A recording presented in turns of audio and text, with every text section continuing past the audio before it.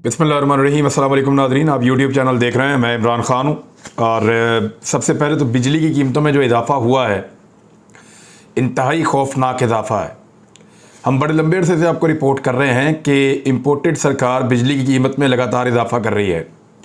हर थोड़े दिन के बाद कभी 3 रुपये बढ़ा देते हैं, कभी 4 रुपये बढ़ा देते हैं, 5 रुपये बढ़ा देते हैं, 10 रुपये तक का भी बढ़ोतरी हुई है।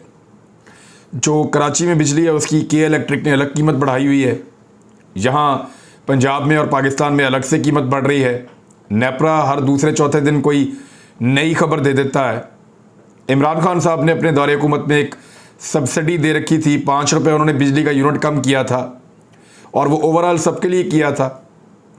तो उस वक्त तो सब कह रहे थे कि मज़ीद सस्ती होनी चाहिए।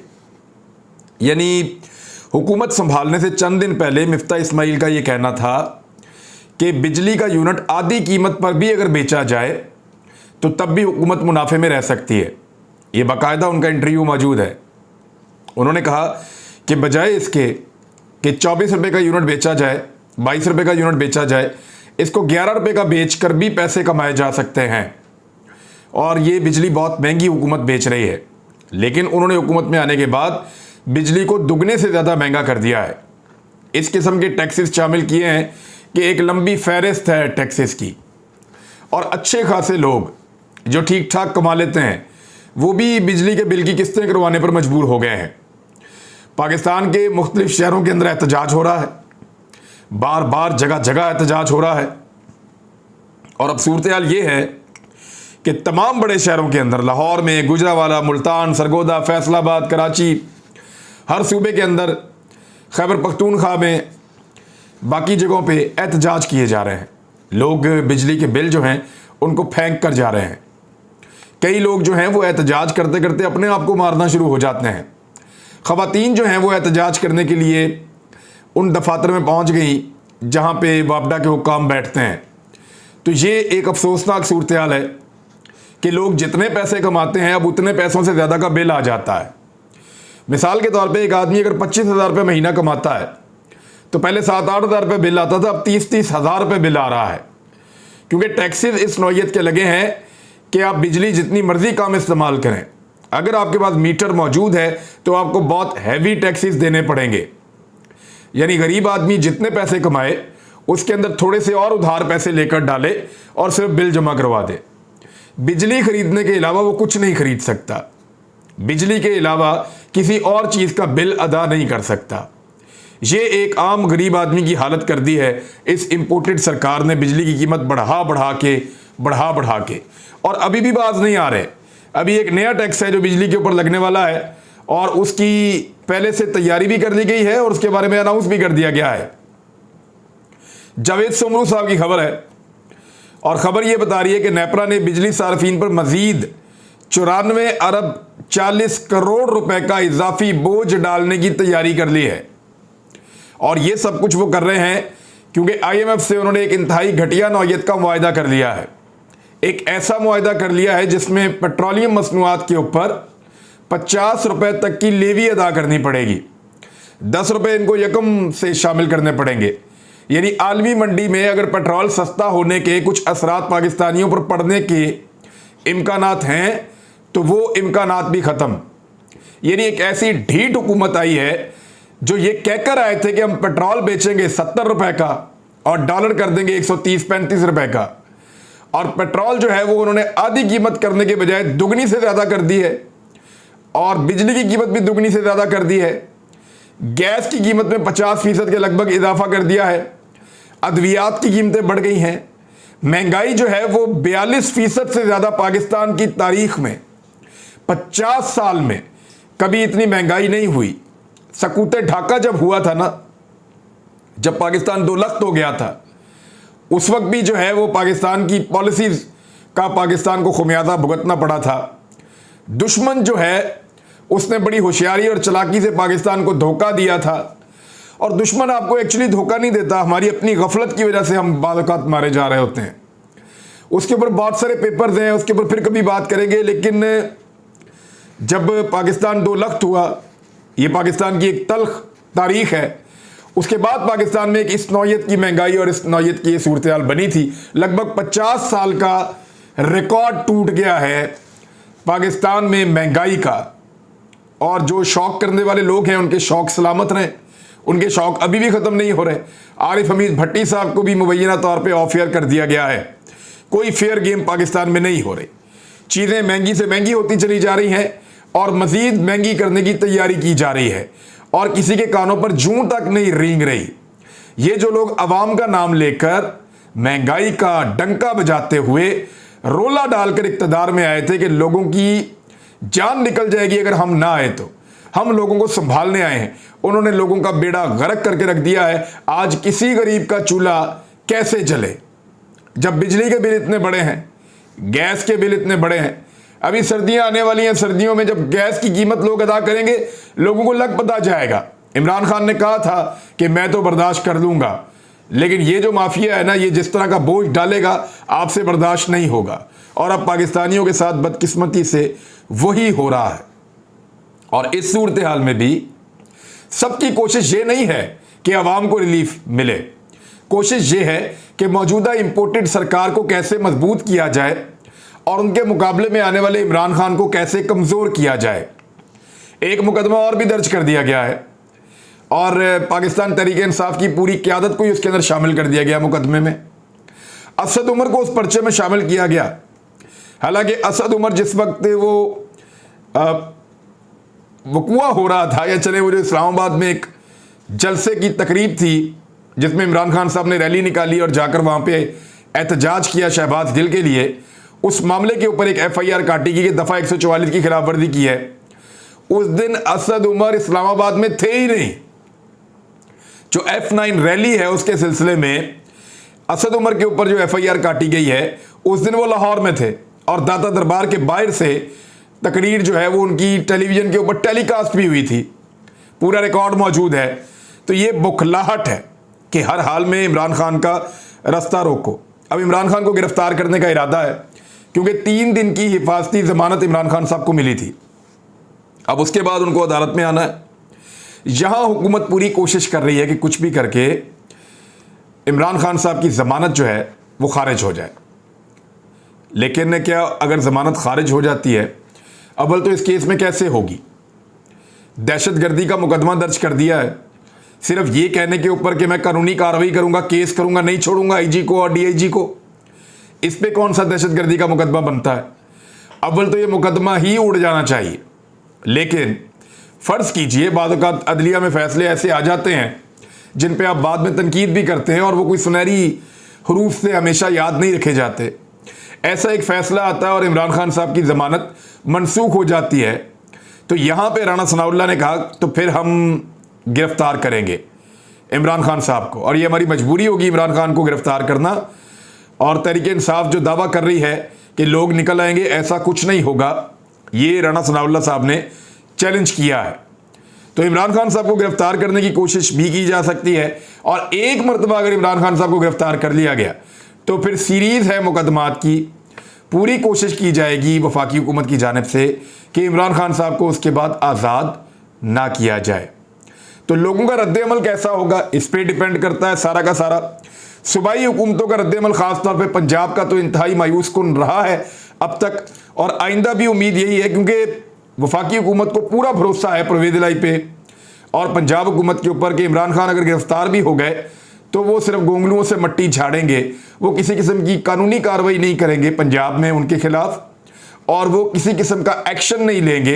और पाकिस्तान तहरीक इंसाफ के वर्कर्स की प्रोटेक्शन के लिए या पाकिस्तान तहरीक इंसाफ या इमरान खान के फ़ायदे के लिए गवर्नमेंट ऑफ पंजाब कोई बड़ा कदम नहीं उठाएगी परवेज़ इलाही की मौजूदगी में।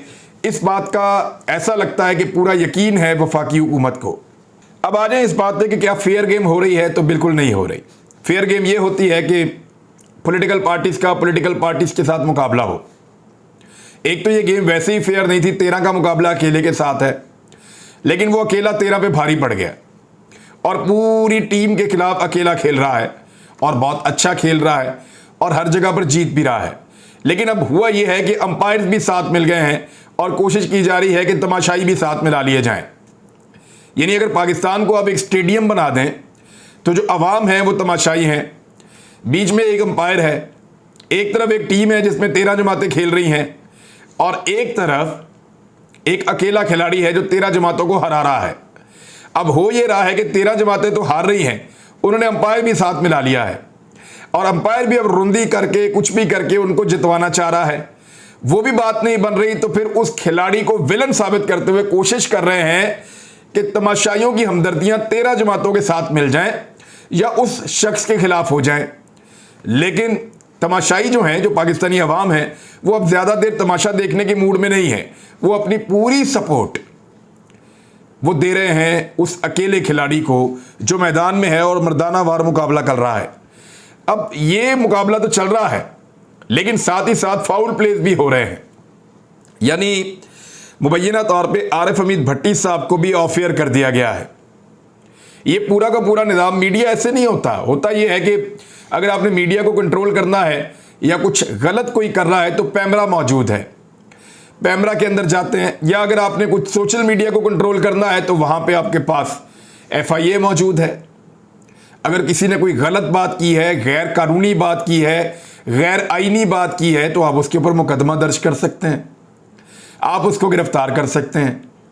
जैसा कि जमील फारूकी की मिसाल है कि उन्होंने जो एलिगेशन लगाया पुलिस के ऊपर, बकौल पुलिस के वो झूठा है और पुलिस ने मुकदमा दर्ज कर दिया, यहां तक तो ठीक है। लेकिन टॉर्चर करना, बरहना करना, कपड़े उतारना, बेलिबास करना, ये ज्यादती है, इसके खिलाफ हम आवाज उठाएंगे। बहरहाल बाकी कानूनी कार्रवाई है उसको फेस करेंगे, वहां वुकला भी है, वहां पे वो खुद भी जाएगा, पुलिस भी मौजूद है। तो कानून के मुताबिक चला जाता है जहां पे रूल्स फॉलो हो रहे हों। लेकिन जहां पे कानून और कायदे फॉलो ना हो रहे हों, जहां पे ख्वाहिशात और ताकत के जरिए से चीजें मनवाई जा रही हों, वहां पे ऐसे ही ऑफियर कर दिया जाता है। यानी जो ऑफियर हुआ है वो ये पूछता है मैंने किया क्या है, तो उसका चैनल बताता है जी आपने कुछ नहीं किया, हमारे पे बड़ी सख्ती है और मजबूरी है कि जनाब आपको इस वक्त हमें ऑफ एयर करना पड़ जाएगा, आपको मजीद ऑन एयर हम नहीं रख सकते। ये सूरत हो जाती है। शहबाज गिल साहब ने अपने एक रिश्तेदार के तवस्सुत से, मुझे एक टेलीफोन कॉल आई, एक सहाफ़ी थे, उन्होंने मुझे कहा जी कि आपसे एक साहब बात करना चाहते हैं, ये उनका नंबर है और वो कोई शहबाज गिल के रिश्तेदार है। मैंने कहा जी ठीक है। मैंने उनसे रब्ता किया, उन्होंने अपना तारुफ करवाया और उन्होंने मुझे कुछ पैगाम दिया है। 2-3 चीज़ें उन्होंने बताई। एक तो जो जिनसी असॉल्ट के बारे में ये कहा गया कि क्या शहबाज गिल साहब आप पे जिनसी असॉल्ट हुआ है, इमरान खान साहब ने कहा, तो उन्होंने कहा जी बिल्कुल ये हुआ है। इसमें ज़रा क्लैरिटी ले लें ज़रा, क्योंकि इसको बाद वक़्त बच्चे भी सुन रहे होते हैं इस वीडियो को, ख़वातीन भी, तो मैं दूसरे अल्फाज में आपको बता देता हूँ। नॉर्मली हम जिसको जिनसी ज़्यादती कहते हैं इसका मतलब वो नहीं है, ये मुझे क्लियरली बताया गया है कि जिसको हम नॉर्मली कहते हैं कि ये जिनसी ज़्यादती है, यानी किसी का रेप कर देना, वो नहीं है ये। और जिनसी असॉल्ट की मैं डेफिनेशन पढ़ रहा था, एक्चुअली शहबाज गिल बहुत पढ़े लिखे आदमी है, वो आता उसी डेफिनेशन में है कि किसी की मर्जी के बगैर ज़बरदस्ती आप उसके कपड़े उतार दें और उसके ऊपर टॉर्चर करें और उसके उन प्राइवेट पार्ट्स के ऊपर टॉर्चर करें जो वो बहुत मायूब समझा जाता है बुनियादी तौर पे, तो ये भी जिनसी असॉल्ट है, ये भी एक सेक्सुअल असॉल्ट इसको हम कहेंगे। तो ये इस तरह से है, यानी शहबाज गिल की मर्जी के बगैर, उसकी कॉन्सेंट के बगैर उनको बेलिबास किया गया, उनके कपड़े उतारे गए और उनके प्राइवेट पार्ट्स के ऊपर टॉर्चर किया गया। दिस इज़ जिनसी असॉल्ट। और जिस शख्स ने मुझे कॉल किया उसने एक बात का क्लेम किया कि उनको करंट दिया गया है, ये उस शख्स ने क्लेम किया है जिसने मुझे कॉल किया। इसको कंफर्म तो शहबाज गिल साहब भी कर सकते हैं। बहरहाल ये इस किस्म की चीज़ें जो हैं वो बिल्कुल उनकी गुंजाइश नहीं होनी चाहिए, ख़ास तौर पे उन मुआशरों में और पॉलिटिकल वर्कर्स के साथ तो बिल्कुल नहीं होनी चाहिए। यानी आप ऐसे अगर किसी को करंट देंगे तो ऐसी हालत होगी जैसी शहबाज गिल की हो गई थी। इट्स वेरी अनफॉर्चुनेट अगर ये सच है तो, क्योंकि ये क्लेम किया गया है किसी शख्स की जानिब से। शहबाज गिल जब कभी बाहर आएंगे वो इसके बारे में बताएंगे तो मज़ीद क्लैरिटी हो जाएगी। एक और चीज़ जो मुझे बताई गई, एक मैंने आपसे कहा था कि सैटेलाइट फ़ोन के हवाले से रोला पड़ेगा, कि सैटेलाइट फ़ोन के हवाले से ये रोला पड़ जाएगा जो वहाँ से बरामद किया गया है शहबाज गिल के कमरे से। तो मैं आपको बता देता हूँ कि मुझे भी याद है एक दिन लॉन्ग मार्च में मैंने बहुत दफ़ा फ़ोन किया सिर्फ लोकेशन पता करने के लिए, तो इमरान खान साहब के कंटेनर के आसपास सिग्नल नहीं थे और जैमर साथ चल रहे होते थे। और ये मुझे अच्छी तरह याद है कि पहले भी जब मैंने पूछा एक दिन पाकिस्तान तहरीक-ए-इंसाफ के एक शख्स से कि जनाब आप राब्ता कैसे करेंगे अगर सिग्नल बंद हो जाते हैं, मोबाइल फ़ोन्स के टावर से सिग्नल बंद कर दिए जाते हैं तो फिर आप क्या करेंगे? तो उस पर उन्होंने मुझे जवाब दिया कि हमारे पास सैटेलाइट फ़ोन होगा। ये गालिबन वही सैटेलाइट फ़ोन है और ये हर पॉलिटिकल पार्टी के पास ज़रूर होते हैं।